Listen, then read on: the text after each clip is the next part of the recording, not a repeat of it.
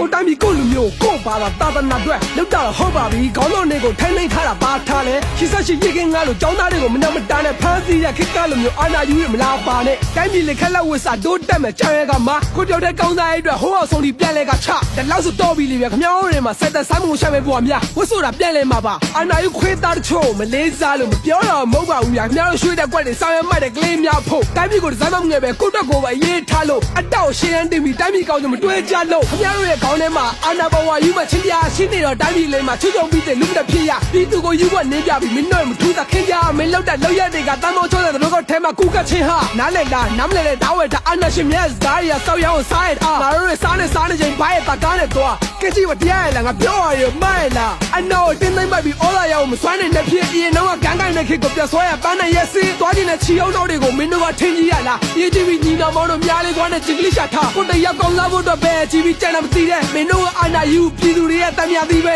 မြန်မာပြည်တန်ရာကြီးနဲ့ဖြစ်နေလဲပြန်ကမကြည့်တဲ့အာနာယူခွေးတလေးစမင်းတို့အကုန်လုံးကိုပြောမယ်ဟန်ဒီယာလီးပဲ